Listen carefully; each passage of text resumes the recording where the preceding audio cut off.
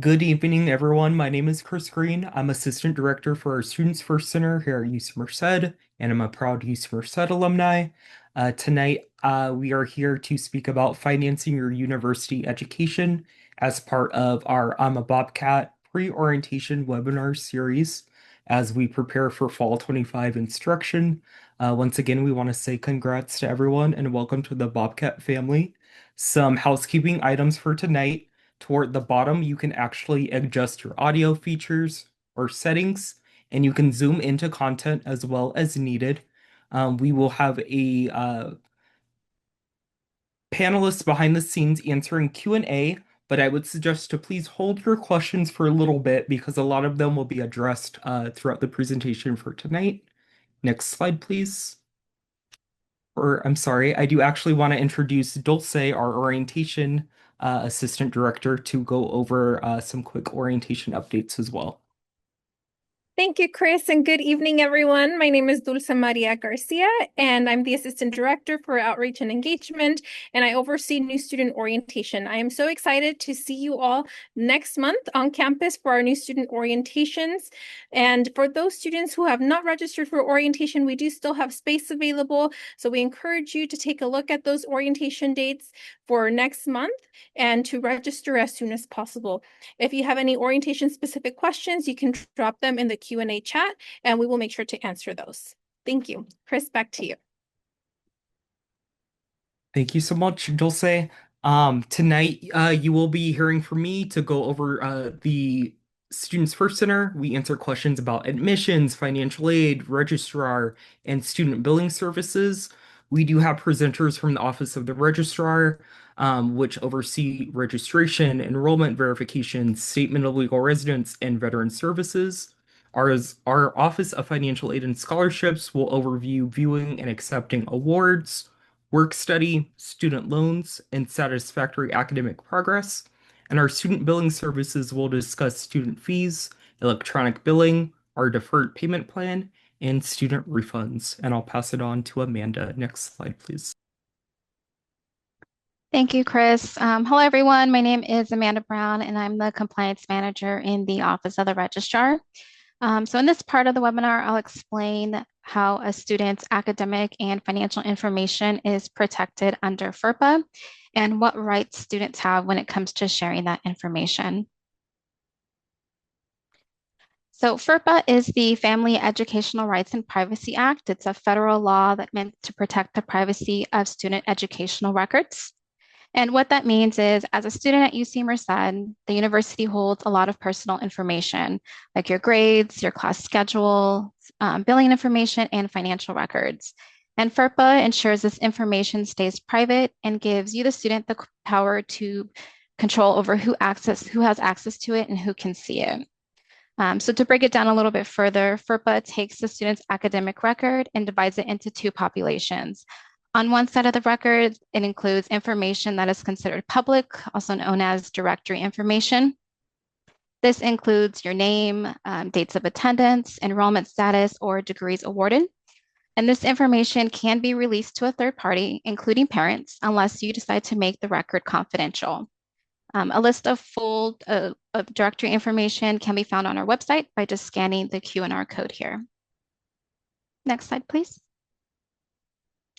So on the other side of the academic record is the student account and financial aid information.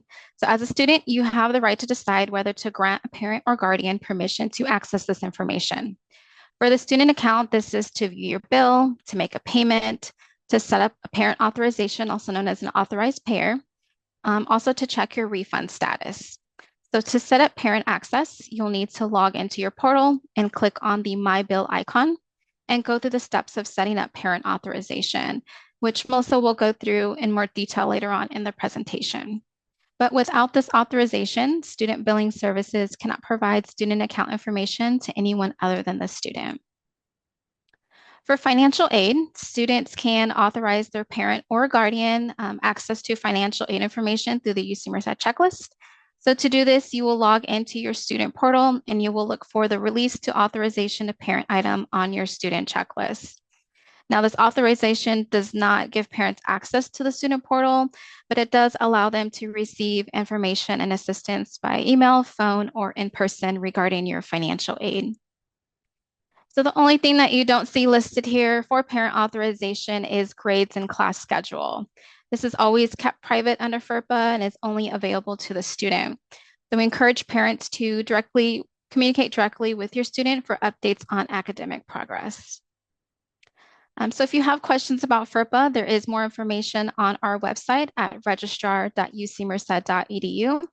Or again, when this presentation is posted on the orientation website, you can scan that QR code for more information.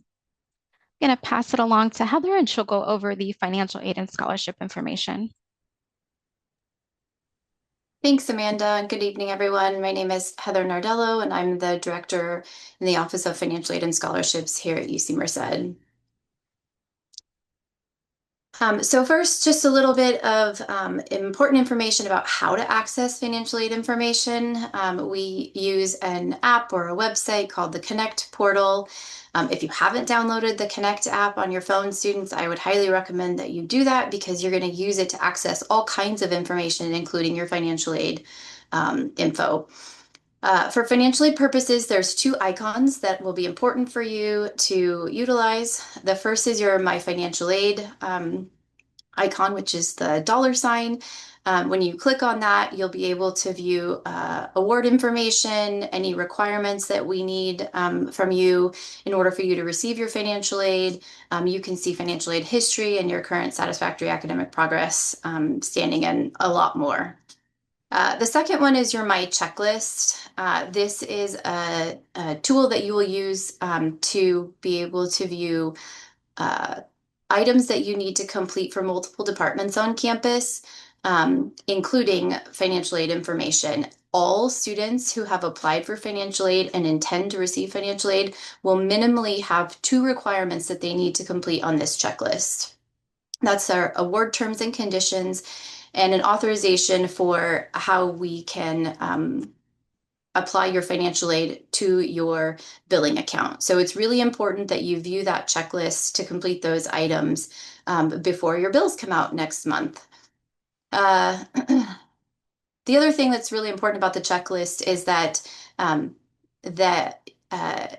information for multiple departments on campus will be on that checklist. And so it's dynamic, it changes, you'll need to check it regularly in order to ensure that you're staying on top of all of the things you need to do to be a student at UC Merced in the fall. So here's a little more detail about that checklist icon. These are some of the items that you may see as a financial aid recipient. Not everyone will see these. Again, the checklist is personalized. And so what you see on there will be what you need to complete as an individual student. But for example, if you've been selected for verification, these may be some of the items that you'll see in order to complete that verification process. Next slide. Thank you. So hopefully everyone that's intending to receive financial aid has completed an application. It's not too late. If you haven't and you want to utilize financial aid, you still can complete a FAFSA or a CATA application. But if you've been awarded financial aid, your award package consists of 3 groups of awards. One, you may have been awarded grants and scholarships. This is free money that you don't have to repay. You may have been awarded a work study award, which will allow you to apply for a job on campus, work and earn a paycheck, and earn funding or money that you can use to help with your educational expenses. And then loans. These are funds that you'll borrow and you'll repay after graduation. So now that we kind of understand what types of awards you might have been awarded, when you look at your individual cost of attendance and your individual awards, this is just a little bit more about how we use that information.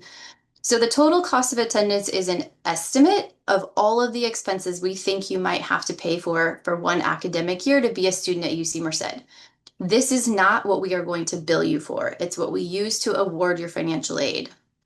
What UC Merced is going to bill you is for your direct costs. These are the expenses that you will pay directly to UC Merced, like your tuition and fees. If you're going to live on campus, your room and your meal charges.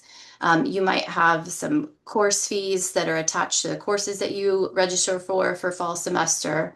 But those are the things you're going to pay to UC Merced. Then the rest of the cost of attendance is made up of what we call indirect costs. And these are the other expenses. These are the estimates of what we think that you might pay for the year. But again, these are not exact amounts. This is dictated by the choices that you make, whether you buy new books or used books, whether you know, utilize public transportation or you have a car, that will dictate the amount of your indirect costs. And so in order to get a sense of what your bill is going to look like or what you're actually going to have to pay UC Merced for fall semester, you're going to take those direct costs, again, those things that we are going to bill you for, and then you're going to apply any grants and scholarships that you've been awarded, and that will give you your net cost. That net cost is the amount that you're going to have to pay UC Merced for fall semester, fall or spring, or the combination. This QR code here will send you to some additional information and how to kind of walk you through this process. Next slide. And this is this is a little snippet of a page you're going to see if you use that QR code, but it's really going to walk you through in detail how to do that net price or net cost calculation. So again, if UC Merced will bill by semester, and so you're going to have fall charges and spring charges. Your financial aid is broken up in the same way. You'll have fall awards and spring awards. And then this is really an example of what that calculation might look like for a student who's planning to live on campus. The tuition and fee charges are exact. The meal and housing is an estimate based off of some of the costs on the housing website. So you can plug in your exact numbers if you know what your room assignment is and what meal plan you've selected, and then apply those grants and scholarships, and that will leave you with that net cost. What you can do then with that net cost is make a determination about whether or not you need to borrow loans, or maybe you have savings that you can use to pay that price, or maybe that net cost is something that you can afford to make in multiple payments rather than in one large payment, which is our standard payment process. And my colleague Melissa is going to talk more about that in a few minutes about what your payment options are, but that net cost will really help you make some decisions about what's the next step. Next slide. Thank you. So just a little bit more about federal work study. So work study allows students to apply for jobs on campus, just like any other job. You'll apply, interview, get hired, and then you'll work and you'll earn a paycheck. Students who have work study jobs on campus earn a paycheck every 2 weeks. Typically, that's not money that we recommend you think about using to pay your bill because you're not going to earn it until you start that job. But it certainly can help with those other indirect costs that you don't pay directly to UC Merced, your personal expenses, your transportation costs, etc. Job postings are available on this website, and any student that has SIR to UC Merced has access this summer. So if you've done that calculation and you've determined that you have a net cost that requires you to borrow a loan, that's not a bad thing. And there are some great loans that are available that we've offered to students in your award package that will be borrowed via the U.S. Department of Education or federal student aid. This is just a little bit more about the loan programs we have. We also have loans available to CATA applicants as well through the California Dream Loan Program. So for the Dream loans and the federal direct subsidized loans, there's no interest or payments until 6 months after you graduate.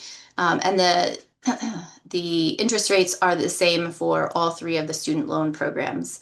The federal direct unsubsidized loan, you will accrue interest while you're in school, but you won't have to make payments until 6 months after you graduate. Again, same interest rate.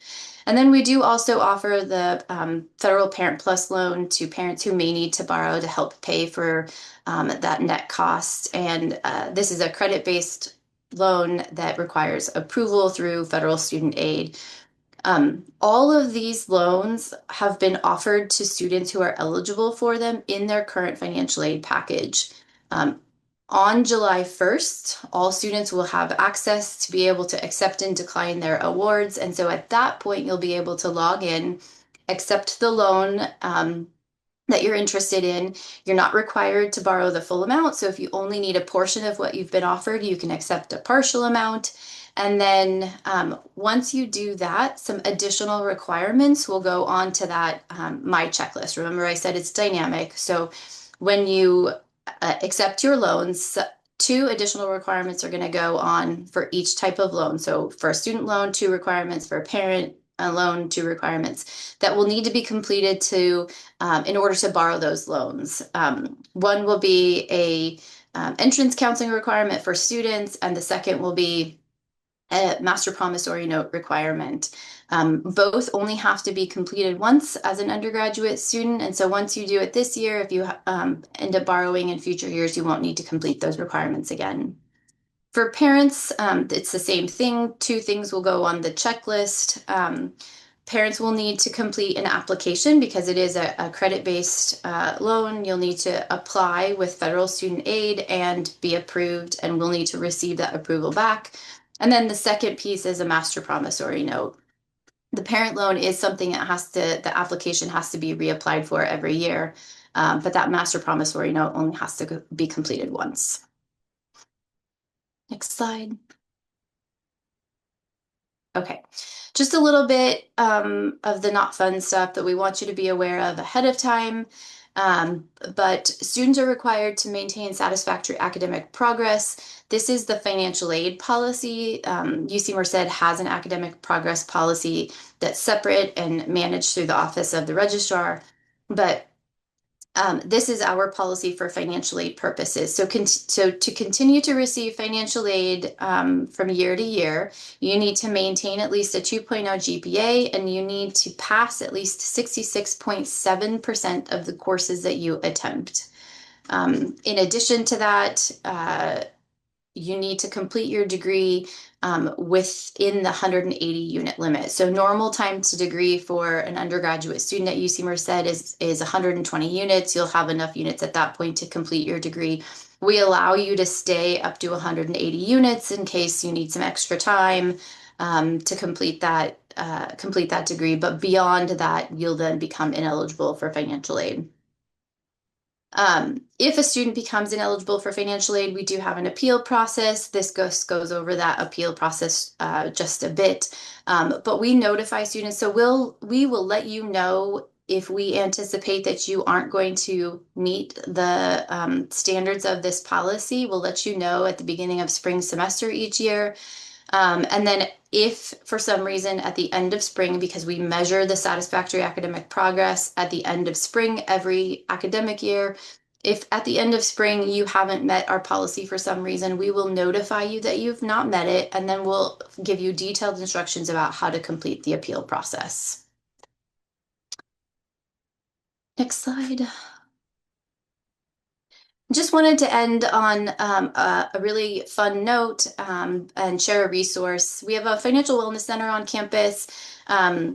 This center is staffed by one staff person and a team of student peer coaches, and they provide one-on-one coaching, group sessions. They come to classes. They do all kinds of outreach on campus. But if you are interested in figuring out how to create a budget and manage a budget, especially for our students who, are leaving home for the first time and maybe haven't been responsible for your own finances in the past, this is a really great resource, and I really encourage you to utilize it. You can schedule that one-on-one coaching session here on the website, and they are just an amazing team, and they provide just a really fun and awesome resource. So hope that you take advantage of that. And then I will go ahead and kick it over to my colleague, Melissa. All right. Hello, everyone. I'm Melissa from Student Billing Services, and we're going to be talking about the bill. So as mentioned previously, we do bill by semester. So you will get your bill in the fall, spring, and if you attend summer, a separate one for the summer. So the billing is accessed through the Connect portal. You will see a My Bill icon there, and then clicking on that will log you into the My Bill portal, and you'll be able to see an overview of your account, what your balance due is. You'll see the charges based on the term, if there's any authorized aid. That will all show up here on that summary page. Okay, next. And if there's anyone that will be assisting you, making payments or helping you out with your bill that you want to be able to have access, one more click, Juan. As mentioned earlier by Amanda, due to the FERPA regulations, the student will need to add the authorized users onto the account. And so it's a really simple process. In the My Account section, you have a link right here for send a payer invitation. As you can see here, there are multiple payers added on this test account, so you could add more than one if you need that. You just need to have their name and email address, and then you can allow them to view the statements. So they could view the billing statements, they can make payments online, and then they'll also receive the reminders when the statements are issued. All right, so billing statements are issued on a monthly basis, and you will get your first statement for the fall on August 1st, and the billing deadline for that first bill is August 20th. And we have those dates posted on the website if you need that information. And the statements will all be available in your My Bill portal, and you can view them online here, or you can download them if you would like to save a copy. And the bills are all delivered electronically, and here is an example of what that bill looks like, so you won't get any paper bills in the mail. So you can see here on the statement, at the top it has what your balance due is after any authorized aid, and then any transactions that posted during that billing period will show up there. And just remember, the billing statement is just for that set billing period. So if you want to see real-time transactions, things that happen day to day, if there's changes in your account, I'll show you where to find that on the next page here. The activity detail section. So this page has everything that happened. It's updated on a daily basis. Again, it has the same overview that you saw on that first page, where you have, if there's any prior term balance, your current charges, any financial aid, and your total amount due. And then you'll have all of the detail showing up here for the various charges or payments made to your account. And our most common way to make payments is online. The payments can be made through the My Bill website. Electronic check is going to be the most convenient way and not charging any extra fees. You can also use debit or credit card, but there is a convenience fee charged on that. We do accept 529 payments as well. And if your 529 provider is already set up with our My Bill, then you will see that in the list. If not, the 529 plan administrator can send a check to UC Merced, and then we can have that applied to your bill. We also have in-person service available in the Ruiz administration building. We have a cashier's office that accepts cash, check, and cashier's checks. The hours are listed here. And then we also have ATMs available on campus. So there is a new ATM set up in the Ruiz administration building right next to the Students First Center for your convenience. And there also is one in the Terrace Center over by the dorms on the older part of campus. And then the last payment option here is the mail. It's not very common, but we do have that available, and the address to mail is on our website.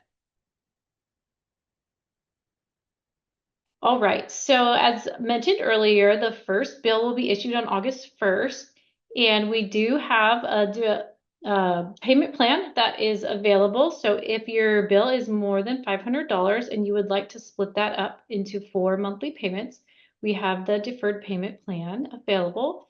There is a $40 participation fee when you enroll, and that's per semester. So if you want to participate in the fall and the spring, you would have 2 separate enrollments. And payment plans are not currently offered for the summer term. And for the fall, these are the payment dates for the plan. So the first payment date is due August 20th. That is the payment deadline, whether you pay in full or you pay in installments. And then you'll be billed monthly after that for the 4 payments. And that will be equally distributed across your total balance into those 4 payments.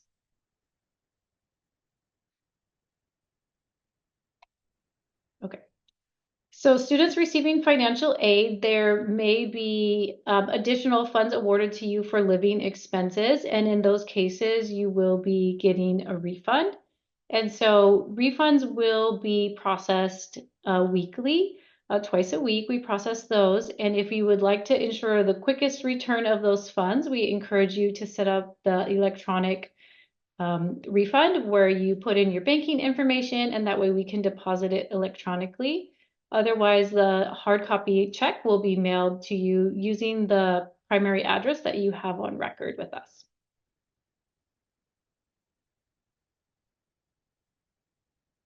All right, so everyone will see student health charge on your bill. That's required for all students. And there is an option if you have coverage, through your parent or individual coverage, that you can ask to be waived out of that. So that will need to go through the health department. They reminded us this morning that the volume can get really high when you get close to that waiver deadline of July 28th. So if you do plan to waive out of that, I would encourage you to start that process early because it does take a couple of weeks. And then once the billing department receives the responses from the health center, then there'll be an adjustment made on your bill.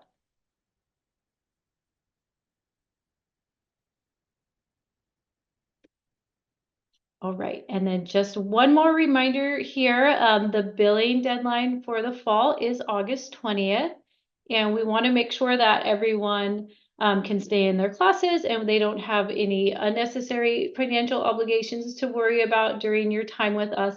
So please make sure you get your balance paid in full, enroll in the deferred payment plan, or coordinate with financial aid if they need to help you get another loan or anything else there to work on that balance. All right, and so I will turn it back over to Chris. Thank you, Melissa. Next slide, please. So just to recap, if you don't know where to start, the Students First Center is a great place to begin. If we can't answer your questions, we will help find you the appropriate resource. Our staff are cross-trained in various areas across the campus, including admissions, financial aid, registrar, and billing. You can follow our Rufus Bobcat on social media. The information is within the chat.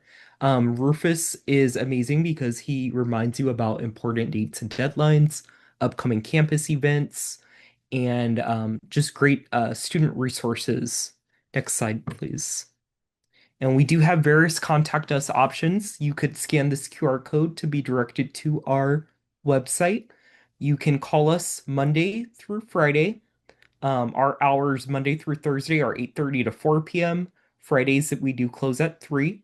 You can schedule a virtual Zoom appointment Tuesday through Thursday, 4 to 5 p.m. We do have an email option, and then we also have a chat option within our website. Our in-person services are available Monday through Friday. We do have limited in-person support 8 to 5, and then Monday through Thursday, our full services are available 8:30 to 4:30, and Fridays it's ending at 3.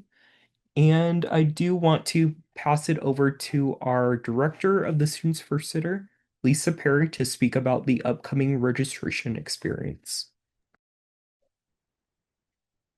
Hello, everybody. Thank you for coming tonight. I want to go over a little bit of what course registration is going to look like for students this year.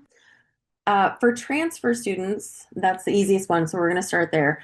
Transfer students, at the end of this week, will be getting an email from their academic advisor that will have course recommendations in it for you.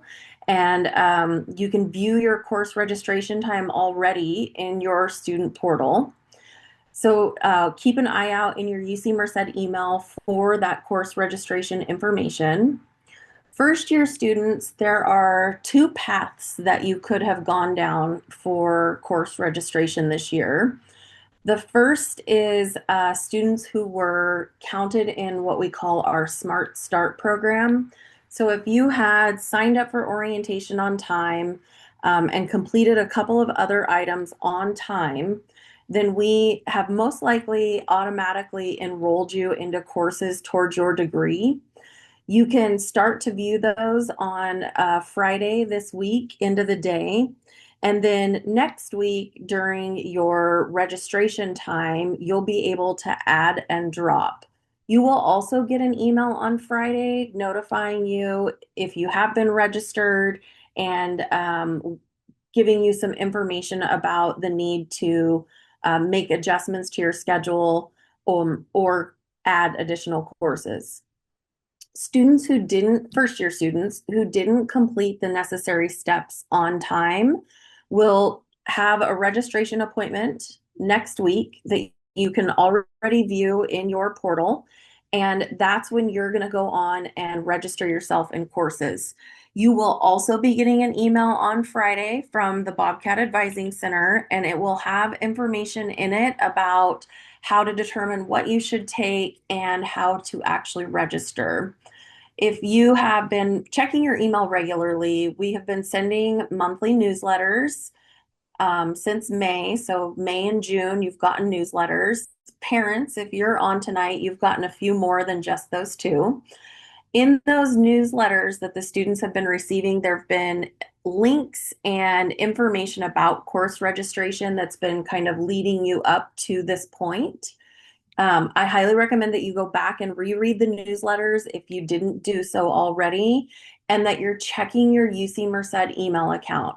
Newsletters go to both your internal and external email account, but there is critical information that is just going to your UC Merced email account. And I can tell you how to get to that email account since I know this is new and not everybody may have figured it out yet. If you haven't done so already, you need to download the UC Merced portal app. It's called Connect, and we can drop a link to a website that will give you, oh, Soseek already did it. Thank you, Soseek.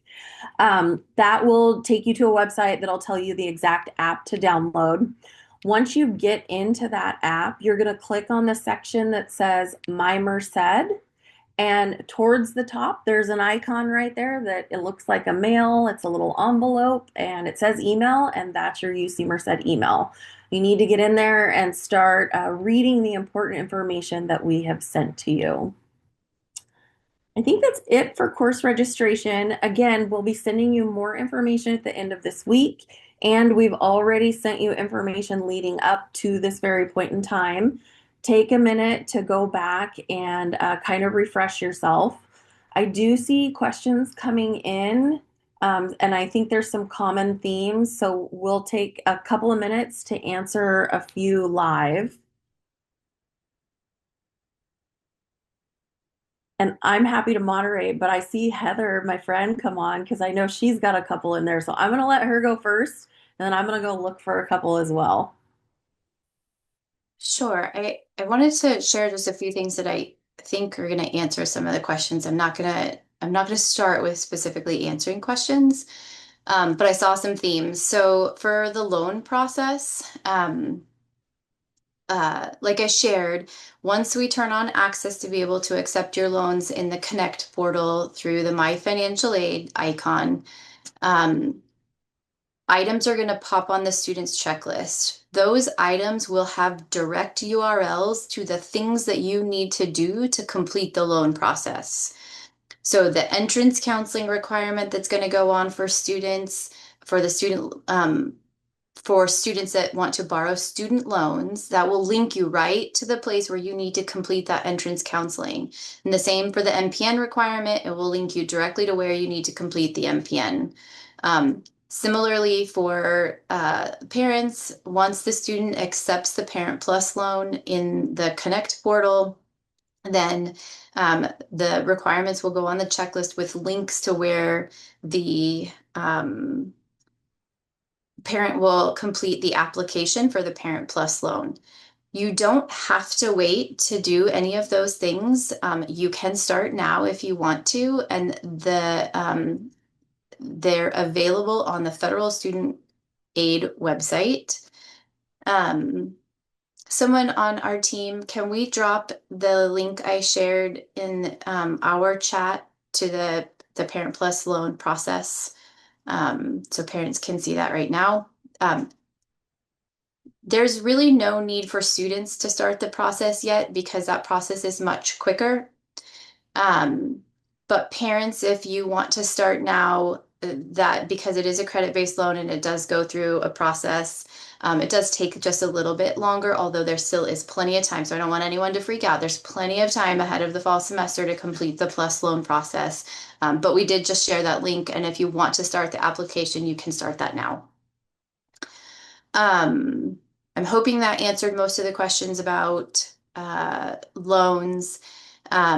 Again, to access your financial aid award information, you are going to go through that Connect portal. So it's connect.ucmerced.edu or it's the Connect app on your phone, using your UC Merced credentials to log in and then clicking on the My Financial Aid icon in the Connect portal.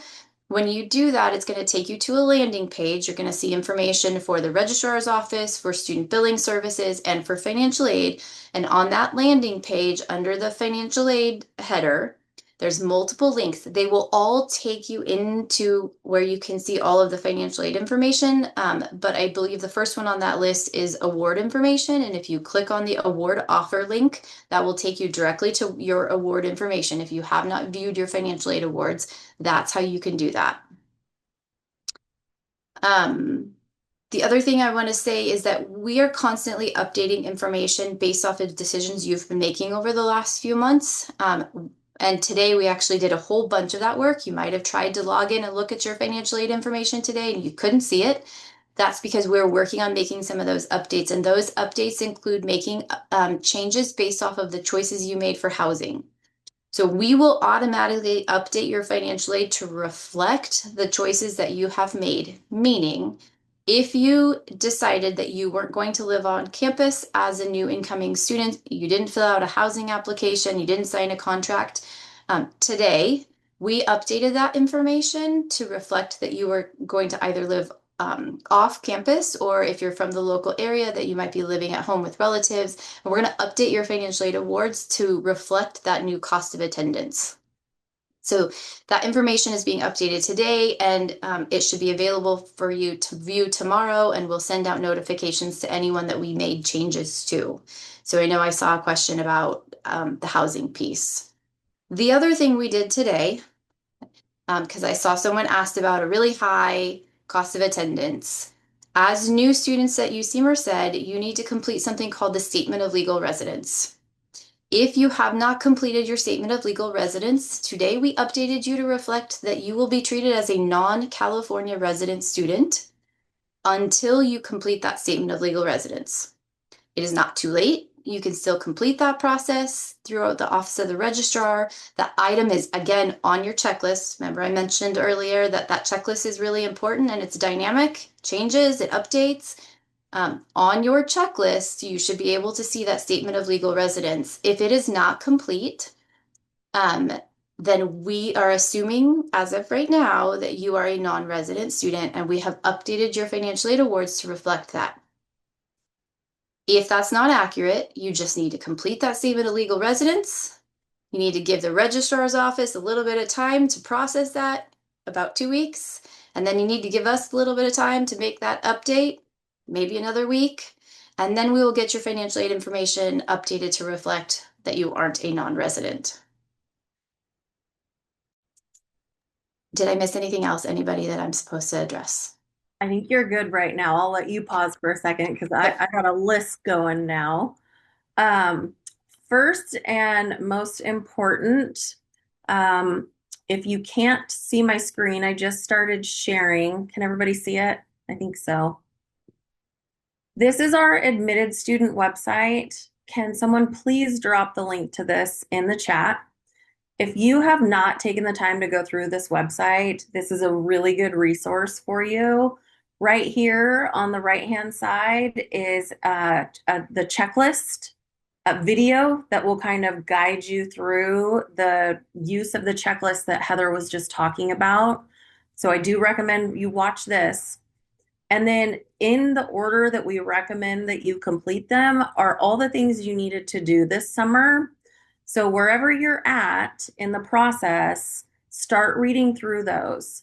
They all have really useful links. And in particular, I've seen a couple of questions come up about course registration because it's very important. We want you to get registered. So if you click on, what number is it? 9, register for your courses.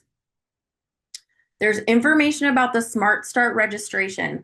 This is not something you register in. We automatically put you in it if you had completed certain steps. At this point, it's too late to be added. So there's no action to be taken here. However, this link right here where it says for step-by-step instructions on registering for classes, visit this link. This link is going to take you to a very helpful page, including videos. So if you scroll down for a little bit, there are 6 videos. They're very short. I think they're 3 minutes or less. We have listed them in the order that you should watch them, and this will fully prepare you for registering in your courses for next week. As Chris said earlier, there is our Students First Center. We are a really good place to contact for a lot of these questions that I'm seeing come in on the chat. Some of them are very specific to your individual student situation and will be best answered if you contact us. That allows us to pull up your account and look at your individual situation and help guide you on your specific next steps. So I highly recommend that you contact us, and you can call us, you can come in person, you can email us, you can schedule Zoom appointments. We are here to help you. I also saw one other question come in, a couple about housing. Somebody asked if they can still apply for housing, and that's yes, there is still space in on-campus housing, but I can't guarantee how long that space is going to last because the priority deadline has passed. So if you're interested in applying for housing, I would just do it tonight after you get off this webinar. Easy peasy, won't take you very long. And then another student asked, will there be an email sent out to confirm if we received housing?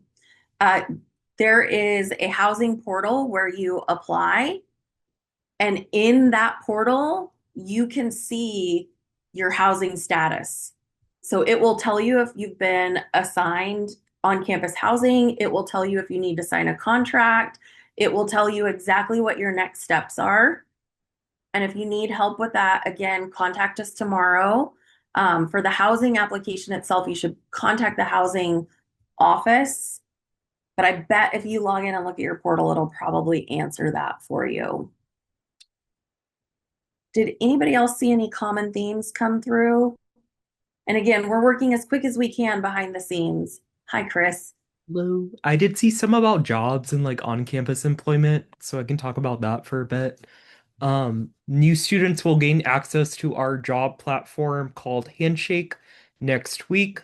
So on after June 24th, you can begin to browse through and uh, start applying to on-campus jobs.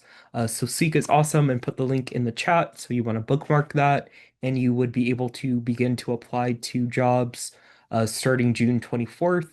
Even though you guys do not begin instruction until August, you're still able to apply to and potentially earn a job over the summer.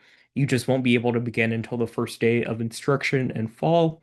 Most jobs give tons of information about like who the hiring manager is. If you have follow-up questions, what type of things might be needed for that job, like resume, cover letter, potentially like sample work if it's something that requires that.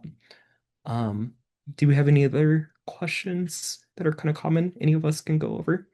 Yeah, people are also asking, can they register for courses now? Registration appointments don't begin until next week. And on that website where I pulled up and showed you the videos, right above that, it tells you how to view your registration appointment. It's also in your student portal, your Connect account. So another reason to get that app downloaded tonight and start checking that information because you want to know when your individual registration appointment time is. Again, don't forget to be watching for that email on Friday that will also give you more information about course registration that you're going to need for the following week. Let's see. We do have some common questions about being an undeclared student and how do you know what classes to register to. That will also be answered in that email that you're going to get on Saturday, or I'm sorry, Friday. I don't know why I went to Saturday, Friday. But those videos that I just showed you will also tell you that information right now. There's a really good page that our Bobcat Advising Center put together that's specific to undeclared students and the courses that you're going to take. And we can grab that for you and put it in the chat as well. Let's see. Does anybody else see any common ones? A lot of the financial aid questions that are coming in right now, they're specific to you individually, and I highly recommend that you reach out to us tomorrow because us answering it here is going to be not specific to your situation. So I do highly recommend that you contact us. I do see a couple about health insurance. So if you have your own health insurance, you do need to fill out our waiver to see if you qualify to continue to use your own insurance or if you're going to need to take ours. I see that someone is saying that they're having a challenging time getting the link to work. So Seek just posted a link in chat that goes over how to waive. If that is still not working for you, you're going to need to contact our health insurance department. And they are taking appointments. So you may want to schedule an appointment just to kind of better plan your time.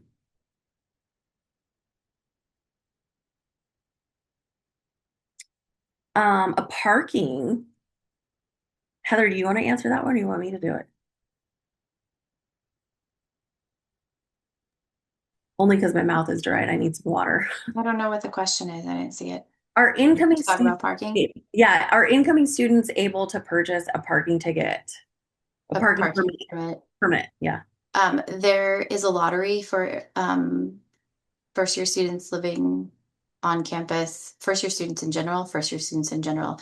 I don't want to give you bad information. I'm really just going to tell you to go to taps.ucmerced.edu because their website has all the information.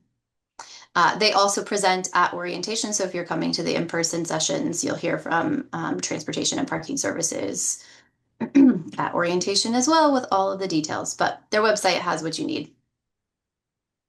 And here I'll show you real quick since we still have a little bit more time. This is that website that Heather was talking about. And if you click on permits, there's two different types here. So you're either living on campus or you're an off campus, and that's what we call a commuter student. And if you click on either of them, it's going to talk right here. Fall 2025 on-campus parking permits. There is an application you need to fill out in order to be considered for a parking permit. It is, my understanding is it is a lottery. It's not everyone that completes that application is guaranteed to be able to park on campus as a resident. And then the parking office also has their contact information on that same website. So if the website doesn't answer it, they're also happy to help you. Yeah. I will just share there were some questions about a webinar that's coming up in July that has more information about health insurance, billing, etc. The link was just shared so that if you're interested in registering for that webinar, you can do that.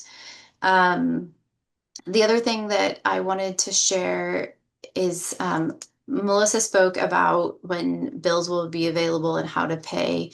But I did just want to make sure that everyone understands how the financial aid works in relationship to your bill.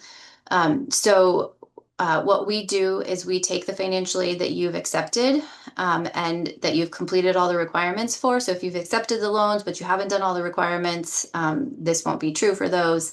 But for anything that you have accepted and you've completed all the steps for, we will automatically apply that financial aid, or what we call disperse. We will disperse those funds to your student billing account, and we will pay any charges that are on your account.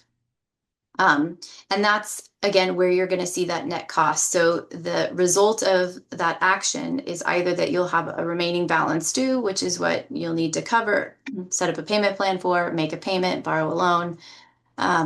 Or if the financial aid is more than the charges on your account, then you may get a refund. And that's again where Melissa has recommended that you set up direct deposit so that refund can go into your bank account rather than having to handle a paper check. And so Seek shared that URL as well. Lisa, you talked about health insurance, right?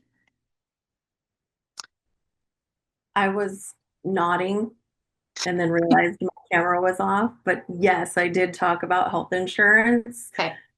I strongly encourage you to complete the health insurance waiver as early as possible, so that we can get that taken care of. And that you're not surprised with a bill that you didn't intend to have in the fall semester. And if you miss the waiver deadline, there are no exceptions. You'll have to wait and waive out for spring semester. So. And then real quick, Heather, because I see quite a few of them, I just want to make sure everybody heard, but can you quickly go over when and how to apply for a loan? July 1st. July 1st, you'll be able to accept your loans. When you accept them, the requirements that you need to complete for your loans will be populated on your My Checklist. Essentially, there's 2 requirements if you're borrowing a student loan, or 2 requirements if you're borrowing a Parent Plus loan. For students, it's entrance counseling and a master promissory note. The requirements we're going to put on your checklist will have a URL that will take you directly to where you need to complete those items with federal student aid. And then for students that accept the Parent Plus loan on behalf of their parent, again, 2 items will pop on that checklist that the parent needs to complete. This is important. I might not have clarified this, but parent needs to apply for the Parent Plus loan. The same parent needs to fill out both the loan application and the master promissory note. Only one parent, well, technically more than one parent can borrow, but one parent needs to do both. It can't be one parent doing one. So ideally, one parent is filling out the master promissory note and the Parent Plus loan application. We did share the URL for the landing page for the Parent Plus loan on the Federal Student Aid website earlier. If parents want to start that process now, it does take a little bit longer, but it's also okay to wait until July 1st. And those, again, items will go on the checklist with URLs that take you directly where you need to complete things. I hope if people walk away with nothing from tonight, you walk away knowing you need to check your checklist. Check your checklist. Check And your your email. And your email. email, which is a perfect segue to the other common thread I see over here, which is how to set up your email. When you download the Connect app, which is our UC Merced student portal, and click on that email icon, if you don't have Outlook on your phone and that's where you're doing this from, it's going to ask you to download the Outlook app. I walked a student through this like 4 hours ago. And watched him do it in person. And then it will ask you to sign in again. It's the same username and password that you use for your portal. I did see someone say that they're still having a problem with it. If that's the case, you need to contact our IT department tomorrow because you need to get access to your email sooner rather than later. And we'll drop the contact information for IT in there. I also see a question about students seeing some courses that say they're already full, and they're asking, are those students already registered? Yes, there are students that are already registered. So they could be continuing students, depends on what you're trying to register. And it could be sophomores, juniors, students that already go to UC Merced could be in some of those seats. But also remember when I talked about the Smart Start program, we are actively working to register students that are in Smart Start. So those seats are also starting to get registered. Some of our courses offer wait lists. And so if the wait list is open, which will be turned back on the week after registration. So right now, waitlist activity has been paused because we need to give everybody a chance to go through the registration process first. And then the week of, let me just pull up a calendar really quick. The week of June 30th, waitlist activity will be turned back on. So if there is a course that you really, really want to take this semester and it's full right now, watch for the waitlist to turn on the 30th, and then you can join the waitlist and potentially get into that if somebody drops. There's a lot of adding and dropping activity that happens over the next few months. So it's just important that you know that those seats can change from day to day. We are almost at time. Let me see if there's one more common one.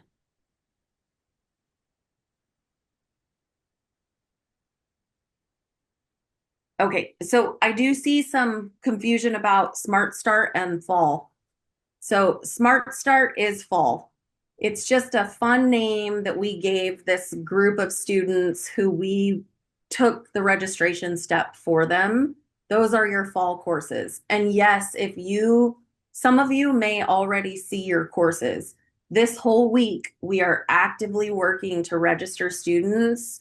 So I would maybe wait to check it until Friday afternoon, but you can see them now if we've already gotten to your individual student account.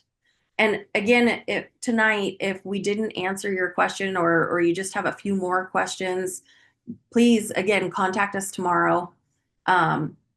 We are here to help. And it's 6:58. Yeah, so check your checklist, check your email. Your financial aid awards will be available for accepting and declining on July 1st. Do your statement of legal residence. Waive out of your health insurance. What am I missing, y'all? Sign up for the deferred payment plan if you need to. Register for extra courses at the end of this week and next week, right? Or next week is your registration time. So finish your registration next week. She's listing off these things from our admitted student website. I did not get 17. These are the things we need you to do. And we know that there can potentially be a lot here, which again is why we've been doing these webinars, sending you those helpful newsletters, and why we are eagerly waiting to take your phone calls and emails tomorrow, because we know you're going to have more questions. We will guide you through this, we promise. And I saw Amanda come on and Chris, so I'm sure they all want to say something else too. Yes, I just wanted to mention that if you are a veteran or a dependent of a veteran and you want to use your VA chapter benefits or the CalVet fee waiver, you can send those approval notices to our veteran email, and I will put that in the chat. For veteran benefits, we'll need your certificate of eligibility letter. And for the CalVet fee waiver, we'll need the award code letter. So I will put our email in the chat. My last quick reminder was going to be this presentation will be posted on our admitted student site within the next few business days. Please keep in mind Thursday is a holiday for us if you reach out. And we will also see you in person at orientation in July. So if you do have any follow-up questions that you want to speak about in person, you can connect with any of our offices there as well. And thank you all. I hope you guys all have a great night. And thank you to all the presenters and the chatters tonight.